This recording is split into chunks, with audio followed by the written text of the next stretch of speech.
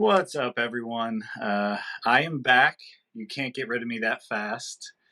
This is episode 3, and I have another great guest. Her name is Rachel Cox, aka Major Cox, aka Donuts and Dumbbells. So Rachel, she's got her hand in a few things like my prior guests. We'll kind of touch on all those. She is the labor and delivery nurse manager in the Air Force. So we'll touch on that. And then she also is an online fitness coach. And would you consider yourself an influencer? Uh, no, No. maybe. I don't know who I influence, but Slightly. Well, Rachel, thank you for coming on. Looking forward to chatting with you today. Before we get started, I actually want to mention this to everyone. Me and Rachel went to high school together. And I was thinking about this the other day, but Rachel and her friends were like straight out of a Mean Girls movie. They had a clique and they called themselves the Seven. I can't believe you're bringing this up. But Even there though there was, was. I was gonna say, even though there was 8 of you, so I don't know how the Seven came up, but I was thinking about that the other day when I was like, we're gonna catch up. I thought it would be funny to bring up, but funny memories from back in high school. Again, Rachel, thanks for joining us. I guess my first question for you is Air Force. How did you choose Air Force? How did that process go? I know you joined the ROTC in college. Yeah. Give me some info on like how that went about. So, when I was in high school, I, did all the looking for a college, went into visits, and I loved the University of Louisville. Louisville for anyone who doesn't understand what I'm saying. But it was out of state, so it was going to cost like I think it was like $20,000 a year, and my parents were like, "Yeah, figure out how to pay for it. We're not paying for it." And I was not smart enough to get a full ride from my GPA. And so my mom was like, "Well, what about ROTC?" And I was like, "No, I'm not joining the Air Force. Like, absolutely not." So, after talking to a few different people, I was they talked me into actually just going and talking to the ROTC people, and I was like, fine. So we met up with them and they were like, yeah, we'll give you this much money for your tuition, we'll give you this much money for your housing, we'll give you this much money for your books, and we'll give you a stipend on top of that. And I was like, okay, well, I'm in. So Sold. yeah, like how can you say no to that, especially when you're 18 years old? Right. So I went in and I hated the first semester. I would cry every day because I hated it so much. And I was like, this is not. And then at that time, my money hadn't hit yet. So then I finally, the second semester, so I didn't actually have a scholarship going in because they had to wait for the scholarships to come through, I guess. It's the best way to put it. So then Yeah. second semester, they finally announced that I got a scholarship. So then I was obviously at that time, I wiped the tears away and went on my way. Um, Money and fixes everything, right? yeah, at least for me at that time, it did. Right. And so yeah, and so then I thought I was just gonna get out and do 4 years, and now here I am 9 years later, still serving. That's crazy. So like when you join the ROTC in college, what's the expectation like? Like, I played college football, so practice, things like that. I know you guys Yeah. have to do certain things. Give me an idea of like how a week went for ROTC stuff. Yeah, so it wasn't as intense as playing a college sport, I know that for sure, but, we did have to I obviously I had to keep a certain GPA, to be able to stay in, and then, 3 I think it was 3 days a week, I would have to go to morning, like, workouts, and then 1 day a week, I had to go to, like, it was called Learning or Lead Lab, and it was basically just, like, for an hour or 2, I don't even remember how long, where we had to do, like, Air Force stuff and like learn about the Air Force and do different things. And then another day a week, I had to go to it was like a separate class that I had to go to. Each year, it was like a different type of class. Um, so that was it. And then you had some like additional things that you had to do, and you kind of could like volunteer for it, or sometimes they made you do it. So it wasn't it wasn't too much extra time, but it was once I got into nursing school, it was a lot. Yeah, I bet. My sister Natalie, is a nurse, and I know Yeah, kind of what that entails. So yeah, I'm sure you were busy for sure. yeah, it was a lot. Yeah. Okay. So ROTC, do you sign up for the 4 years of college, or how does that work? So for me, so everyone doesn't get a scholarship, and especially now, like back then, they really needed nurses. We still need nurses. I guess there's just not money for it, because they're not giving scholarships out to everyone. Okay. Um, but for me, because I had a scholarship, I had to sign up for 4 years. So I signed my contract the day that I got the scholarship. So I signed for the 4 years after college. Some people don't sign as contract until their junior year. So after we go to field training, which is kind of the equivalent of like basic training that when people go out of high school. It's kind of the same as that, but it's for officers in ROTC. So once they go there, then they have to sign a contract. I think typically the contracts are like 2 or 3 years when they sign from that time. Okay. Um, but it's just all dependent on if you're getting money from them or not. But you do obviously have to sign a contract at some point to say that you're because they put all this time into you that you're going to give them the time back. Gotcha. Okay. Okay. So ROTC during college, nursing degree, you graduate, and then they come to you and say, "Okay, Rachel, time to do your time." Time How to do be you how do you figure out where you go? I mean, how does that So process? for nurses, when I was in, and it's pretty much the same now. I think they just added one more, but I could choose labor and delivery, or I could choose to be a med surg nurse. So there was only two options um, coming out of ROTC. So I chose labor and delivery because I thought I wanted to be a NICU nurse practitioner.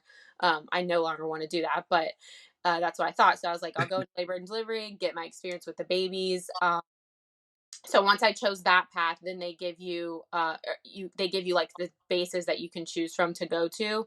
So I put on my dream sheet, I don't even know what I put at this point. I think Travis was my number one, which is in California, and that's where I ended up going.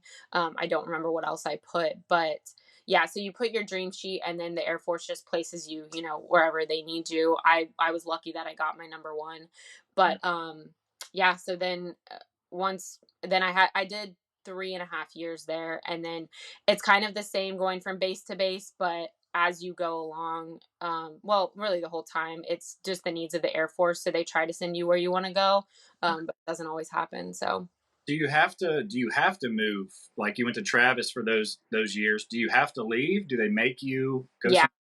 Yeah, there are some options where you can stay, but you really can only stay for like a year or two. So like if I had a child in his or her senior year of high school, I could ask to stay so that you can keep the kid in their environment for that year. I mean, there's multiple different things you can ask to stay for.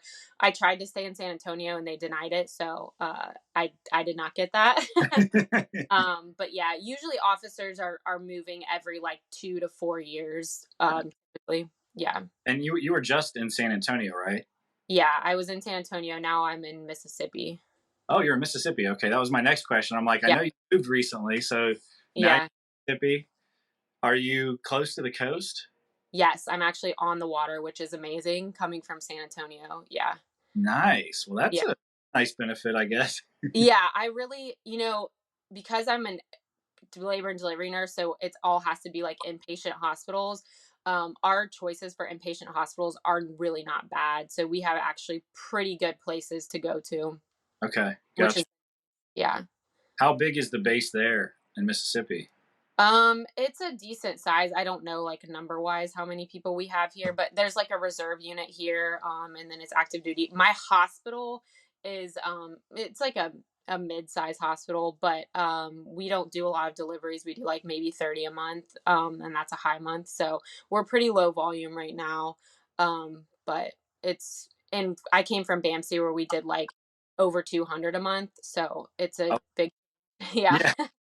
Were you managing the nurses there too?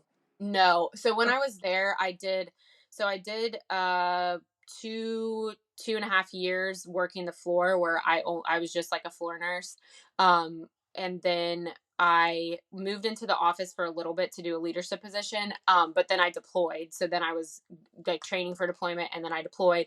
And then when I came back, I actually went to we call it like kind of like matrixed out. And so I went off of labor and delivery completely, and I went to work for my squadron commander, who was like in charge of all of the inpatient units.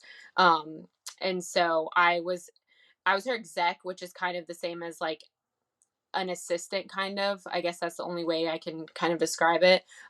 So it was a really hard job, but my boss was amazing and I learned a lot. So it was good, but I've been out of labor and delivery for 2 years up until now. Okay. Yeah. How was how was it getting back into that? I mean, was it just like riding a bike? Like, oh, I'm back. Yeah, so I really haven't worked the floor because I'm managing the floor. So I get in there every once in a while, but yeah, I mean, it is like riding a bike. I've done it, I've been in for 9 years, so I did it for a long time before I actually came here. But yeah, and now we have a new charting system, so now I just have to learn that system. But it really hasn't been bad. It is just like things come back to you. So Yeah. You mentioned you deployed. Let's talk about that. yeah, so. How did that come about, and like, where'd you go, and what was that experience like? So my whole entire time being in the military, like all I wanted to do was deploy. I was like, I want to deploy. I would tell everyone because if there was any opportunity, like that's what I wanted to do. And I, so I, same thing when I was in San Antonio, like all I want to do is deploy. And so I was not, so we are like tasked ahead of time, kind of like on teams sort of. And so when your team comes up, that's when you're like vulnerable for a deployment. Well, my team wasn't up, but they needed to replace someone, and so they asked me if I wanted to go, and I was like, hell yeah, I want to go. So I did all the training and everything, and then so I went to Bagram in Afghanistan. And I went in October of 2020, and then got back in April of 2021, and then of course in June of 2021 was when we left. We left. Wow. Yes. So you were there kind of when things were getting a little tense, weren't you? Yeah, it was interesting when I went. So I didn't really know what to expect because, like, how do you know what to expect? Like you hear what people say, but then you're just like, "But everybody's experience is different." And I knew that we were, like it was not as crazy as it was like 5, 10 years ago. Right, right. So when I went, I didn't know what to expect, but we went with like a whole team. And then when we got to it takes a while to get over there. So we were in Qatar, and they cut like some of our people. So automatically we were in Qatar after we had already quarantined for like 3 weeks. Like we had to quarantine for a long time, and then it took forever to get over there. So they cut like, I don't know, 10, 15 people. So those people either stayed in Qatar or they went back home.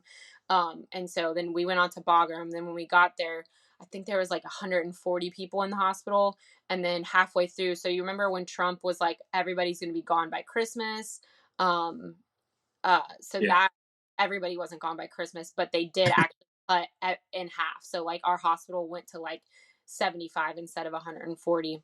Oh, geez. So yeah, so it was interesting because we did have to take I did a lot of different jobs when I was there. I didn't just do like being a nurse, which obviously I was not labor and delivery over there. We just revert back to a med surge nurse. Okay. Um, but yeah, so we had to do a lot of different things.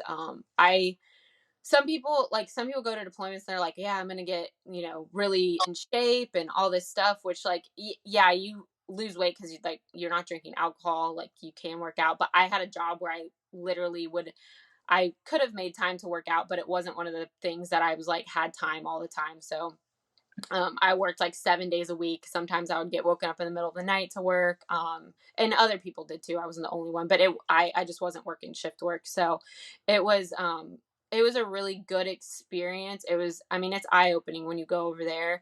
Right. And, um, but I was so glad, one, that I got to go there, because that's really, I know this sounds crazy, but like I wanted to go to like war. I didn't want to go to like, humanitarian, even though that would be cool too. But like, I was like, I'm in the military. I want to feel like I'm in the military, because being an OB nurse, sometimes I don't feel like I'm in the military. Right, right. So, I was super thankful for that experience and that I was there like for basically the end of an era really. So, it was Right.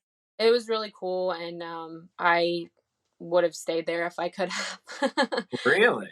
Yeah, yeah. It was and it part of it is the people. It's different when you're over there because your whole life is planned out when you're there. You don't have to think about anything. Like you get your food cooked for you. You just go to the DFAC and pick up whatever you need. Your schedule is literally the same every day. It's not like you can go out and do stuff because there's literally nothing to do. So um, it's like a simple life, I guess, if that makes any sense. But yeah, I mean, there were definitely hard times. It's not.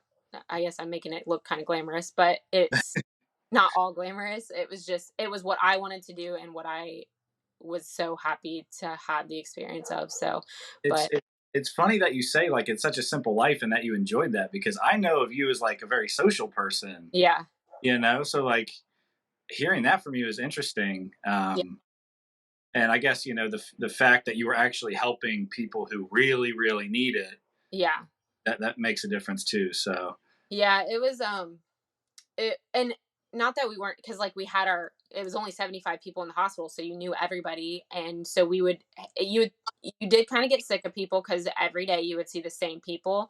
But like we had this like cabin outside the hospital, so that was kind of like our going out. We would go to the cabin mm, and we would hang out there, play cards, whatever. uh, gotcha. and so that stuff was fun, and then you kind of got to go like we went to see some of the aircraft like on the flight line and stuff like that. But it was really like just a different side of the Air Force that I had never seen before, or the military in general. But yeah, those it was really sad when everything happened because like you think going over there, well, I guess I'm kind of putting words into people's mouths, but like everybody's a bad guy, but like that's totally not the case. We were actually there helping the Afghan soldiers who were fighting against like the Taliban, um, Right. all the terrorist organizations. So that was who we took care of, and who my main job was trying getting them back to their like place of home or like hospital that they needed to go to that was outside the gate. And so it was really sad because like those people, they're people and their whole entire like home was destroyed and their whole country was destroyed when we left. And so there we had like translators and stuff that worked for us, and we like tirelessly tried to get them out of there, which we actually the translators that I had, they all got out of Afghanistan, thankfully. But some of their families are still there, and so it's just sad. It's a sad country. Yeah. Yeah. I mean, I'm sure that was a tough time for you. Like you mentioned, you built relationships with these people you were helping, and Yeah, a couple months after you leave, everything. Yeah, it hits the fan, and these you don't know if these people are alive, if they're in prison, things like that. So, yeah, yeah, for sure. well, thank you for your service. I really Yeah, appreciate that. That's awesome of you to do that for our country, and then also helping the Afghan people.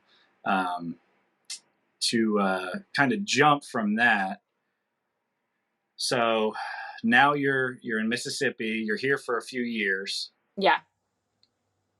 Have you signed a contract for a certain amount of time, or Yeah, I'm actually in a contract right now. So after my first contract, I signed another one. So for nurses, if we get our certification, we can sign bonuses, and so that's what I'm in right now is a bonus contract. So this is my second bonus contract, and so I think I signed it like a year ago, maybe. And so I'm 1 year into my 4 year contract. So we get to decide. It's also based on your specialty. So like critical care gets a little bit bigger of a bonus if they sign for more years, where like I can only sign for 4 years. That's my max, but they could sign for 6 and get a little bit more money each year.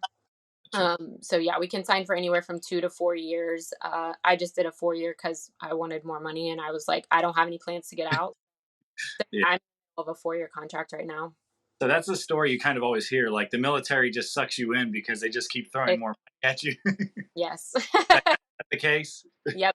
That's at least for me. That's been the case because I always say, like, if I'm not in a bonus, because there are times when I have had like a small time and like break and being in a bonus, and I'm like, I feel like I'm working for free, which is not the case at all. I'm not working for free, but it feels like that when I know that there's money on the table. So Right. yeah. So what's in store for you in the future with the military? These 4 years get up. Do you have any plans of like, okay, I'm really done this time. I want to do this or that, or you just kind of let's see when we get there? So right now I don't have any plans to get out. Like I said, I'm at 9.5 years now. People say once you hit 10, you're kind of over the hump because at 20 you can retire. To me, 10 years is a really long time, so I'm not willing to say that. Yeah, retirement seems amazing, but there's sacrifices when you're in the military, of course. So yeah, right now I don't have any plans to get out, but who knows? I just really take it like contract to contract, and then kind of decide at that time Right.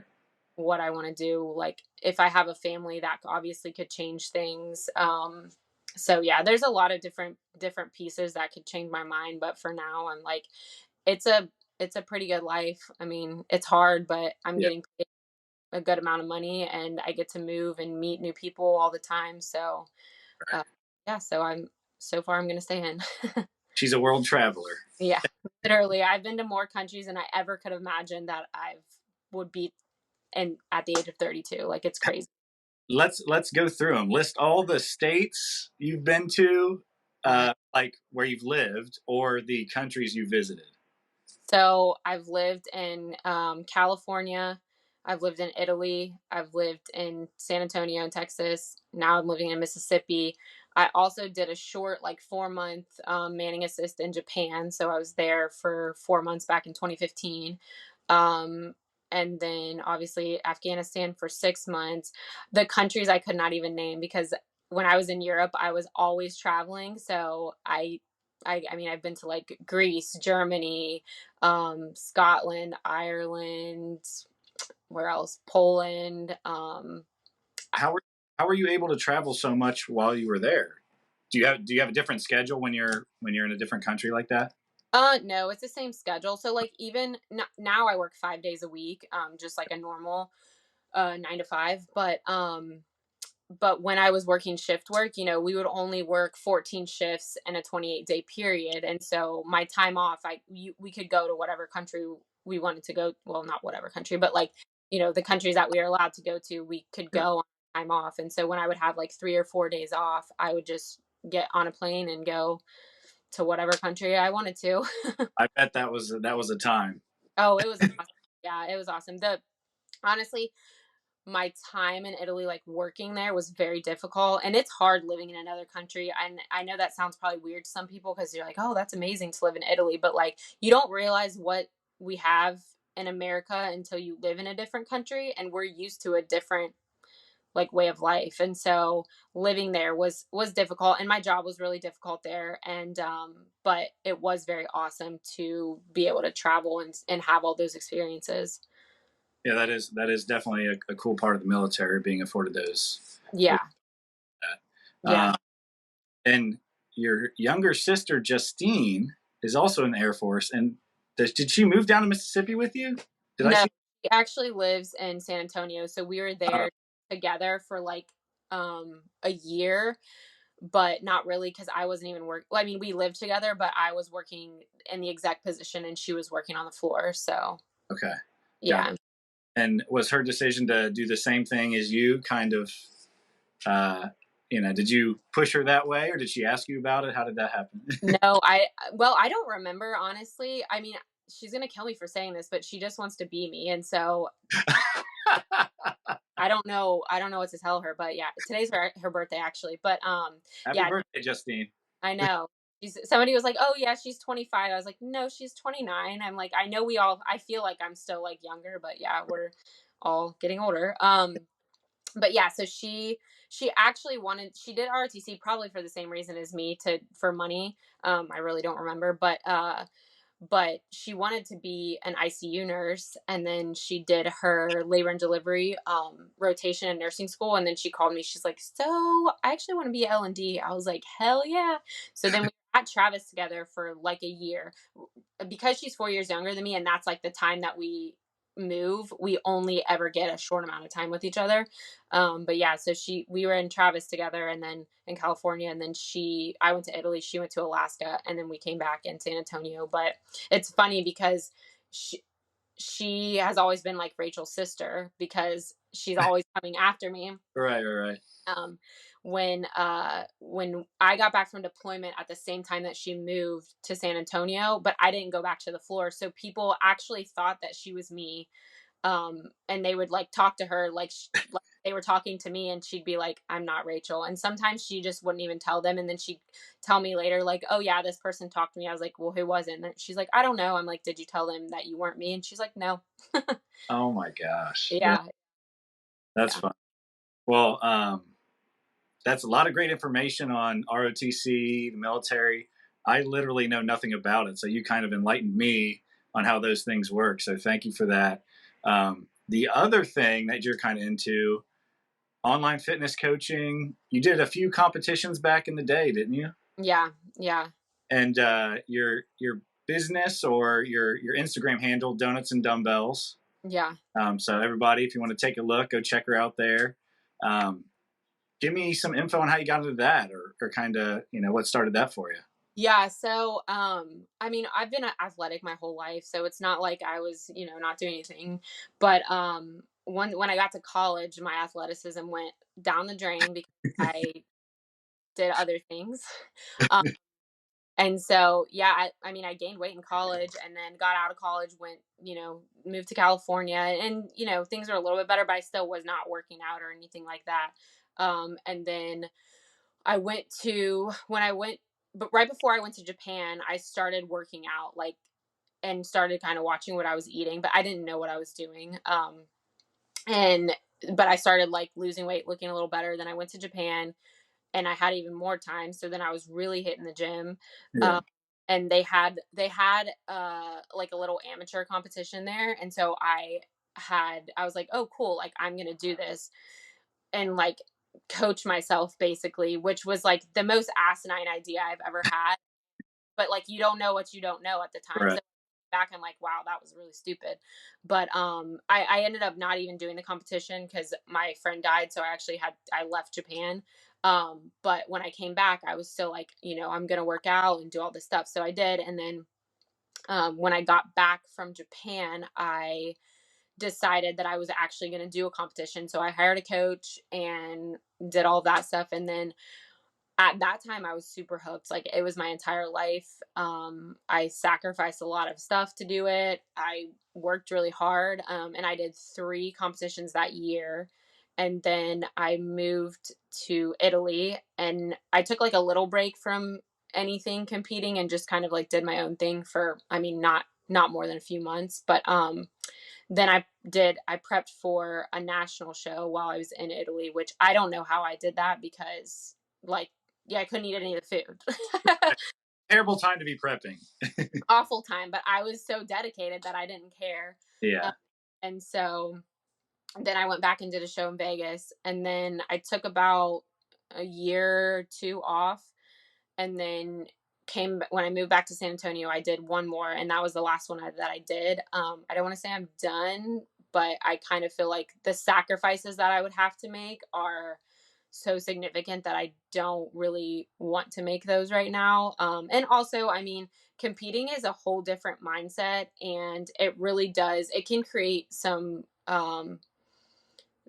issues with like food and things like that because you're so used to like counting, and everything is so regimented. And after I competed for the last time, I spent probably 2 years like trying to work through um getting back to being a normal human, because I was so used to counting everything, and I had really bad body dysmorphia. And so it was just it was tough because you're so used to looking at yourself looking a certain way, and then you're not doing it anymore.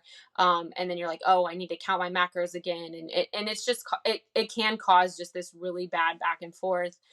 So I spent a lot of time like not counting, and I did gain some weight during that time too. But now, that was my last competition was in 2018, so 4 years ago.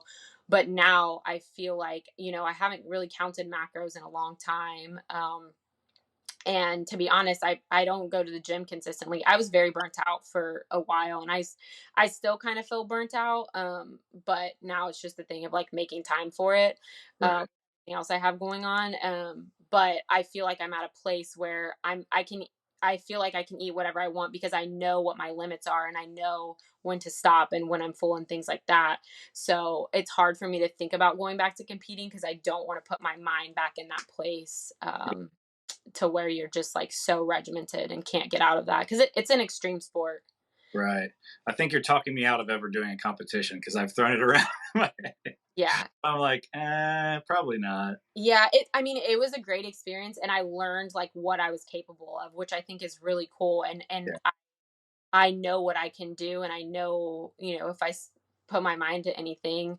But yeah, it's a lot of stuff. I would never talk somebody out of it, but I just want people to know kind of like this is what can happen. And not that it happens to everybody, but it can be a mind game.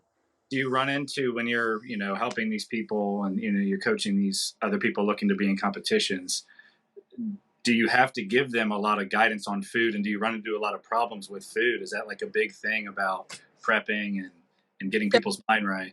Yeah, I actually don't prep for competitions because that's a whole different thing that I'm not willing to get into. Gotcha. Um, because my whole goal with my coaching business was to help mostly women. I've never really coached men. Not that I don't. It's just like my niche is more women. Right. But was to help them be able to feel good about food because there's so many females that just like it's like a yo-yo restrict and then they get burnt out so then they stop restricting and then they're eating all this stuff and gaining weight back and then they go back restrict. And so my goal was to help them to understand. Macro counting is super helpful to understand what you should be eating because it's hard to comprehend like what should I be eating and how much should I really be eating without knowing what you're putting in your body. And so it's a really good tool, but it can cause problems. So um, my goal was to just help women like understand like it's okay to eat and you need to eat to fuel your body. Like 1,200 calories is a thing of the past. Bro science. Yeah, exactly. So yeah, that was my goal. And when I have clients, which I don't right now, but when I do have clients, they're all lifestyle clients, and I just try to help them feel good about themselves and then understand what's going into their body. So That's awesome. I feel like the fitness community is moving more towards that, which I think is great. yeah, It was, like you said, 10 years ago, a lot of bro science type of stuff, people harming themselves when doing competitions things and really screwing up their bodies or their mental, aspect of it.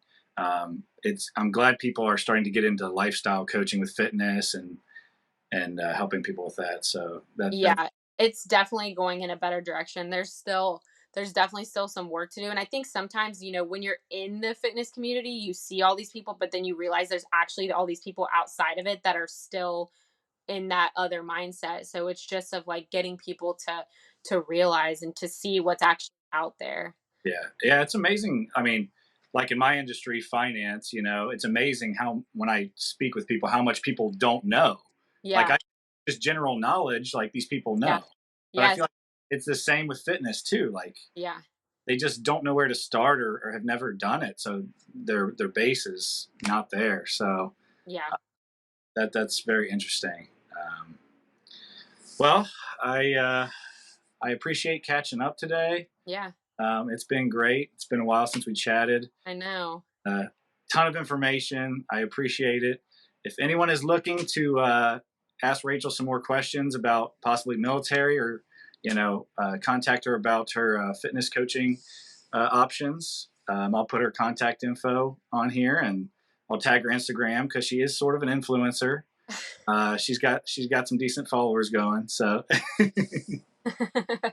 I appreciate it, Rachel, and hopefully we chat soon. Yeah, thanks for having me. See ya. Bye.